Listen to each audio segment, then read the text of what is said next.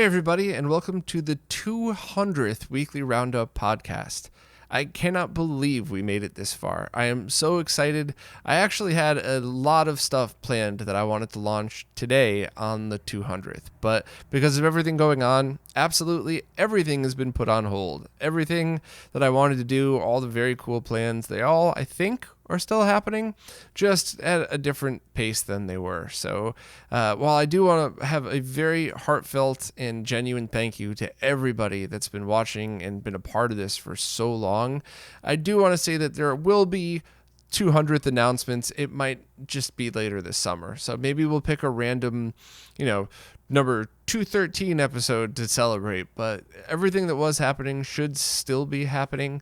It's just not today. But it still doesn't make it any less special to me. I can't believe I went through 200 weeks of this. Part of me feels like I've been doing this forever, and another part feels like I've only done like a handful of them. Just time flies so freaking fast. I am happy that we are still doing the giveaway, though. So while it's not as cool as some of the other stuff I would have been announcing today, for one lucky winner, it certainly will be. And once again, this week is a RetroTink 2X SCART donated from Mike Chi from RetroTink, and of course the 3D printed case donated by Greg from laserbear.net. These things are both awesome. I actually like both cases for the RetroTink products. I think I equally like the clear injection molded case as much as I do the blue 3D printed. The only thoughts I have to that is the 3D printed ones always look so much better in person. For whatever reason, they just don't really photograph that well, but when you're holding it and looking at it, they look very good quality. So let's do a drawing live now like I have been the past few weeks and see who the lucky winner is. And as always, please remember to share and just to help get the word out, because I do love giveaways and stuff like this. I do like putting a smile on people's faces, especially the people that say, oh, I've never won anything before, or I don't bother because, I never win or anything like that. So please help share it. I'm still getting murdered in the algorithm from YouTube, still having the problem where a lot of videos aren't getting emailed and notified. So anyway, let's jump in and do the drawing and see who the lucky winner is. Okay, now on to doing the actual drawing. As with the previous weeks, I am going to go through the whole process right here live on camera, just to show everybody that this is all legit. And also just another reminder that it's not case sensitive, so anybody that typed giveaway should be able to do it. Loading up the comments now. Okay, now to pick the winner. And it looks like the winner is Buzz Lombardi. So, thanks very much for your support, Buzz. I really hope you enjoy the 2X SCART. It really is a very cool product and a very easy way to get your RGB SCART consoles over to HDMI. First up, CastleMania Games is now taking pre-orders on the GameCube 101 digital port mod. So that's the mod a few weeks ago we talked about that Dan, Citrus 3000 PSI designed, that allows you to take a GameCube without the digital port, remove the analog port, and put the digital port in its place. And I think people's first reaction to that might have been, well, why not just do an internal HDMI mod? But the truth is there aren't any kits available right now. You'd have to do it yourself completely from scratch. And on top of that, by doing it this way, it allows future compatibility with any adapter that plugs into the digital port. So years from now, when we have the 8K version of the Carby or something, you'll be able to just use that without having to undo your internal mod. You'll be able to just plug it in the same way you would a normal GameCube that has both output ports. So if you were looking to do this conversion, definitely pre-order from CastleMania. And also, if you don't need audio out, if you're just going to an HDMI only device, then it could be a no-cut mod. But if you do need audio out, there's a 3.5 millimeter jack, so just a tiny little hole that gets you left and right audio as well as composite video, so you could still have that as well. So it would even be good for any streamers that just play on a composite video TV, a CRT TV, and then stream via HDMI. But anybody interested, check out the link. Woozle, the creator of the Game Boy Advance Consolizer, has just teased more pictures of his Nintendo DS Consolizer with no release date in sight. I want to say that first. This is just kind of a work in progress project he's been working on, and I can't remember what I'm supposed to talk about and what I'm not supposed to talk about, so I'm just going to read through Alex's post, because if it's here, then it's already public. It's at the moment going to have one HDMI output. It's only compatible with the original model Nintendo DS, but you can configure the HDMI output for different options. So you could do a mirror of just the top screen, just the bottom screen, or both, either vertically or horizontally. So depending on the game and what you need to do, you could have pretty much any combination of things like it. And he's looking into a feature that could rotate the video signal, so vertical ones can be played properly without having to rotate your TV. Also, this won't adjust the internal operating frequency of the DS, so you don't have to worry about any minor changes or anything like that. I still don't think it's an issue for Game Boy Advance and speedrunners in 99% of cases, but it's still something that's good to know. And it looks like Greg from Laser Bear is working on a case to accompany this mod. My Life in Gaming recently posted part 2 and another very in-depth look at first-party controllers for all different consoles spanning many generations, and once again it was just as awesome as the first one. This really puts certain things into perspective, and I didn't even realize there was a bigger PS1 controller out there for a little while. I think I'd always seen the white DualShocks and assumed that was the other one out there. I don't know. I don't want to spoil anything, so definitely watch it. I thought it was really cool. Even though I've used all of those controllers except that one, I still found it interesting, and I always appreciate their perspective. And the one thing that kind of always cracks me up is, while I do prefer the smaller Saturn controller and I do prefer the smaller Xbox controller, I never minded the bigger ones, and I certainly don't have the same passionate hatred for them that a lot of other people do. So I don't know, is it just a hand size thing? And I'm not making a Voltar joke here or anything like that. I'm quite literally just asking, is it just about hand size, or is it something else to do with it? I think the trigger buttons on the larger Saturn controller aren't that great, so that certainly makes a lot of sense. But definitely interested in anybody's thoughts on what you think about different controller sizes and stuff like that, and definitely check out their video. It's long, but it's very worth watching if you're even slightly into controllers. John Linneman from Digital Foundry just posted a very cool retrospective and review of the Streets of Rage series. He starts out talking about the original 3 for the Sega Genesis, as well as the Game Gear and Master System ports a bit as well. And hearing about the original ones really helped put it into, I guess I gained a newer appreciation for the games. I'd always liked them, but having it presented like this really made me realize how different and cool they were from your average, just basic side-scrolling beat-em-up. And then the video turned into a review and an outline of the newer game and behind-the-scenes footage on how it was made, and really just an awesome video if you're even slightly interested in Streets of Rage. Now, this video also concentrates on the PS4 and PC versions of the game for Streets of Rage 4. So there was a follow-up video that he posted talking about the Xbox One and Switch versions. And it's my recommendation, respectfully, that if you are only going to get the PS4 or PC versions, you could just watch the first video, and it's everything that you would need to know.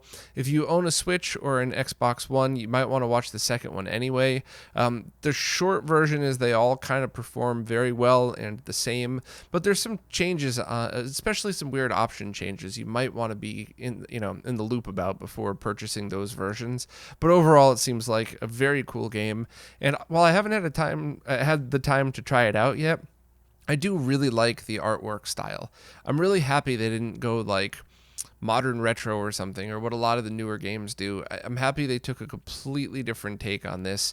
And while I was skeptical when the game first came out, I liked it. I thought it looked great, but I was kind of skeptical as, will this game really hold up to the originals? It seems like it's certainly coming close. So if you're even a small fan of the beat 'em ups, I highly recommend checking this one out. Ben Ven has just opened pre-orders on the ELCheapo SD ROM cart for the Atari Lynx. It's only $45 and is micro SD based, and supposedly has instant loading features, or at least near instant loading. Also, there's a few extra things like onboard EEPROM for saving purposes that you could even have homebrew titles write to. So overall, it seems pretty neat. But for me, the price is certainly what does it. That's really cheap for a fully functional ROM cart. And even if it doesn't come with a case, which I'm not sure if it does, that's, in my opinion, that's still perfectly fine. And I think that's a great option. There's also the game drive out for the Lynx. And then there's also that single flash cart that I talked about last year. So Lynx owners really have awesome choices now, and they could just choose whichever fits their needs the best. So anybody interested, check out the link for pre-orders. And I'm also trying to get a hold of Ben for a bunch of other things, but I think my emails aren't going through because his come to me, but I don't think he's getting mine. So if you're friends with Ben, let him know I said what's up and to get back at me. There's now an English translation patch available for the Japanese PlayStation 1 game LSD Dream Emulator. And I'll admit I hadn't heard of the game until I read Alex's article on it. And it seems like it's something similar to like a walking simulator genre of a game.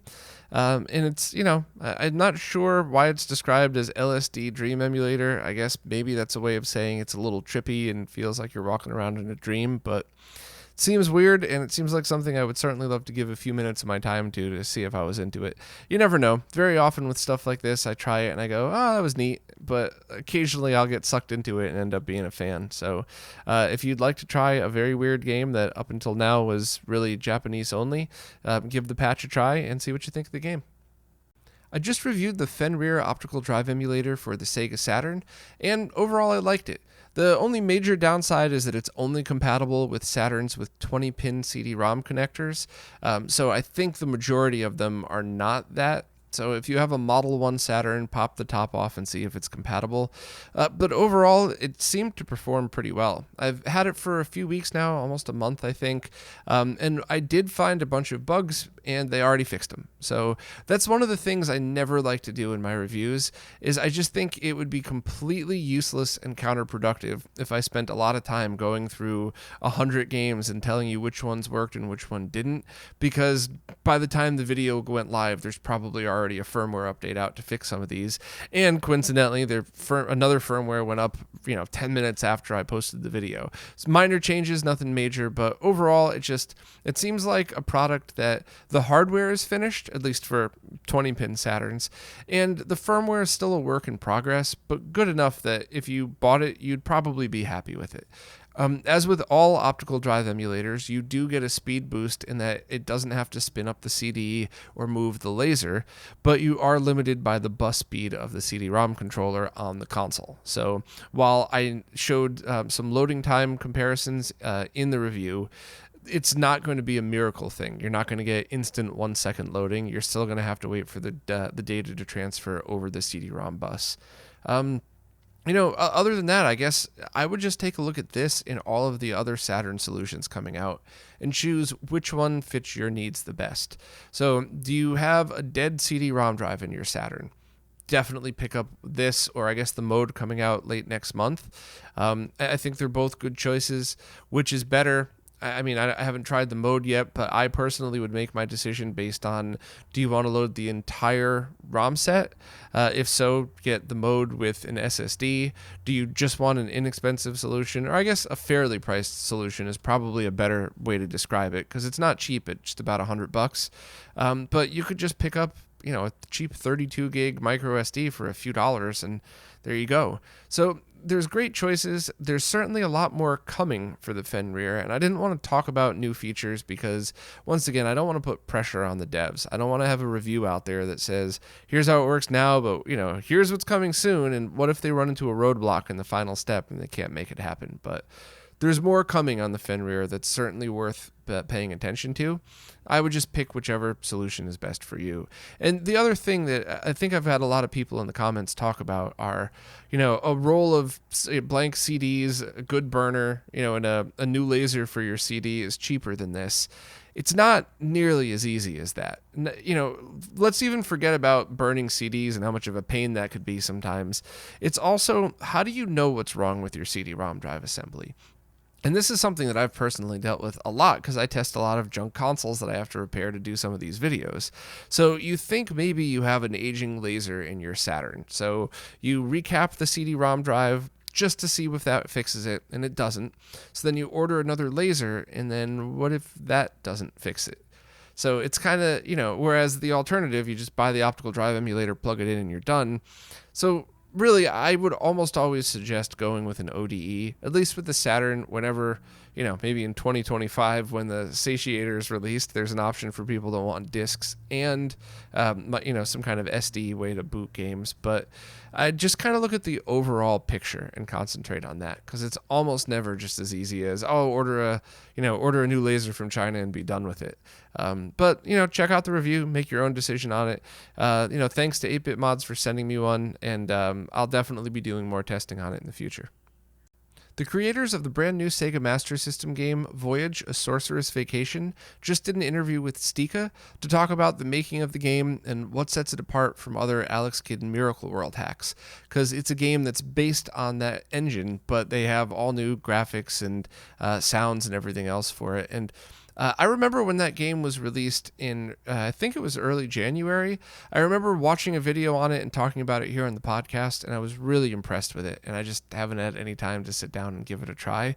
But it seems very cool, and a lot of the things they talked about in the interview made me like it even more. So if you're even slightly interested in a brand new SMS game, definitely listen to the interview. Also, they said they're thinking about making a physical release of it. I think they ordered PCBs, and they're in the midst of getting the rest of the stuff done. So it seems, in my opinion, it seems like a game that's good enough to warrant a physical release. So check out the interview, see what you think. Download the game now.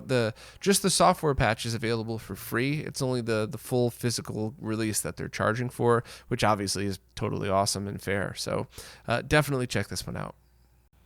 It looks like there was a huge leak of Nintendo source code ranging all the way back to the N64 all the way up through the Wii. And I guess somebody hacked the servers of the company that designed the iQue, the Chinese version of the N64, and they've been releasing that. I actually think they've been releasing that for a while now. I think this hack happened a lot farther back than people realize, because I've been kind of kept in the loop of this stuff, and I've just kept my mouth shut and, to be honest, distanced myself from it because I don't want anything to do with theft like that. But I've certainly heard about what's been happening, and I've heard people talking about it and discussing it, and I had no plans on talking about it, and neither did I. It seems like Modern Vintage Gamer didn't either. But when major publications started picking up on it, it's not like we're going to do any harm. The cat's already out of the bag. And I'll recommend you watch Modern Vintage Gamer's take on this to get some good perspective. The concerns that I have, though, is what does this mean for how Nintendo treats us? Because making an emulator is totally legal. If you reverse engineer something, you figure out how it works, and you make an emulator to write the software, and you don't include any intellectual property, you can't get sued for that. However, if Nintendo thinks that you're using some stolen code in that emulator, they could sue you. And at the very least, even if they don't win, the very sad truth in stuff like this is whoever has more money wins, and it's always Nintendo. So I'm wondering what's going to come of this. If somebody ends up reverse engineering it and making a Mr. Core for the N64, I still strongly think that not only does that not hurt Nintendo, I really do think it does nothing but gives them more publicity and maybe kick them in the butt to get more N64 games out on the Switch, which people will buy. But there's also a lot of damage that could be done from this. I don't want Nintendo coming after people saying, well, you have an N64 emulator, so obviously you stole our code, and getting hard work shut down. Or as the point Modern Vintage Gamer makes, what about the Dolphin team, who has not used any stolen code, at least 99.9% sure it's all hard work. But what if Nintendo says, oh, well, it's clear they had to have stolen code in there, so just shut the project down? Or what if somebody forks the project and puts the stolen code in that? Are they going to come after the main project leaders and stuff? So it's it's really strange to think what could come of this. I think at first people might have thought, oh, cool, source code. Now we could take consoles that aren't made anymore. So, you're not really hurting Nintendo and do some cool stuff with them. But I think there's a lot of negative repercussions that could happen as well. So I'm kind of going to be sitting on the sidelines watching this one. I respectfully don't want anything to do with it. I just kind of want to watch it unfold and see what happens. I just hope it ends up being a positive thing and not a negative thing, As for what was leaked and exactly what you could do with it, I also want to walk the line of being careful on this. So maybe check out some of those other larger publications that have a budget if they get sued for talking about Nintendo in that way. No disrespect, just kind of got to be careful these days. Here's one that got me really excited. I woke up this morning to a few messages from my buddy Dan, who told me that somebody got another Metroid 2 remake playable on a Raspberry Pi. So the way this all happened is through a new piece of software, or at least relatively new piece of software, called Box86 that allows you to run x86 Linux games on non-x86 Linux like ARM processors, such as ones that are in the Raspberry Pi. The original email or video that was sent out about this, I guess, was a preview, and just this morning the OS build launched called Raspbian X, and you load it the same way that you load all other Raspberry Pi images. Check out the other video in the page for info on that. And it boots to an OS that looks like Windows 10, hence the X part of it. So it's kind of neat. It's kind of a cool way to get a Windows feel on a Raspberry Pi. But another Metroid 2 remake comes preloaded, as well as, I believe, Steam and a few other games. So this is also not only AM2R, this would be another pretty cool way to play games on a Raspberry Pi. So why would you want to do that? For use on RGB monitors, of course. As soon as I heard about this, the first few things I did were bother all of my Linux friends and Linux expert friends to help me make sure I get this working, and then try this under all of the different Raspberry Pi hats that I have access to. And it worked on both Raspberry Pi 3 and 4, but the 3 was just too slow, and I have whatever the fastest Model 3 is. So this really is a Raspberry Pi 4 only type of thing. And while it works great with the HDMI output, you could just use any computer to play AM2R or any other game, really. So I was only excited about the RGB monitor aspect of it. So I used one of the GERT 666 adapters. I actually have 2 or 3 of those laying around, so all of them worked fine. And it outputted 240p. Everything looked fine. The only thing was there was some horizontal interference, like a weird line going down the middle of the screen that didn't follow the adapter that I used, and none of the changes inside AM2R were able to fix it. So VSync on, stretch versus full, or anything like that. So it could have something to do with the timings that I used. I just used the basic 320 by 240. So any experts, I'd love to hear your opinions on it. I couldn't get it to work with HDMI to component video like I talked about, and I couldn't get it to work on the RGB Pi, and a friend is still borrowing my RetroTink Ultimate, so I couldn't test that as well. So this is all very new in the stages. I mean, it just came out, so I think it's really worth spending some time checking into this, though. And I don't know how long this build is going to be available. Who knows what the rules are on posting stuff like this. So definitely check out the video linked in the post and download it from there. But having something like this, I think, is really excellent. And I think, stripping down as much from the OS as possible so that this could work is another important thing to look at, and treating it kind of like the RGB Pi team does with their software, and that boot to a good but a basic or more basic menu than something like a fully functional Windows 10, have what they call the 10-foot interface, so you could use your controller to select games and do it that way.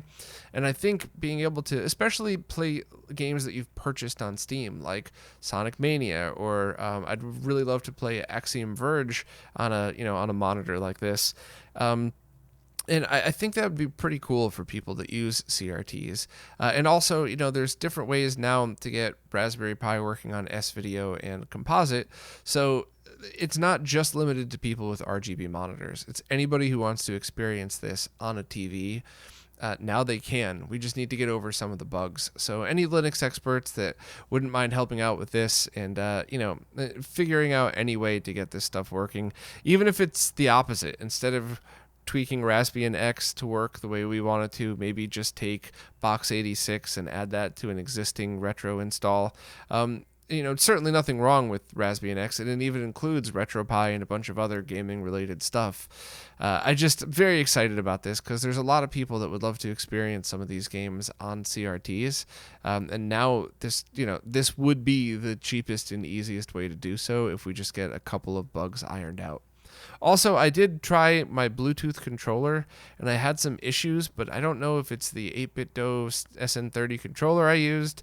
I don't know if it's something to do with Raspbian X or a combination of everything, but it did work perfect with a USB controller. I bought just the cheap Super Nintendo one online and for like $10 on Amazon, and it actually feels like a pretty decent controller, and it seemed to work okay. So because this all just came out, I haven't had time to really put it through its paces. So hopefully any Linux nerds out there would step up to the plate and help out with this, because obviously I'm pretty excited about it. Well, that's it for this week. Before I go, I just want to thank everybody one more time. It's so unbelievable that I got to 200 of these, and I know there's a few people that have been there since the start. So I just thank you all so much, and of course, and especially, thanks so much to everybody that supports on Patreon and Floatplane, because it's really you that's keeping all of these going, as well as all the behind-the-scenes research and all the other craziness I'm a part of. So thank you all so much, and I'll see you next week.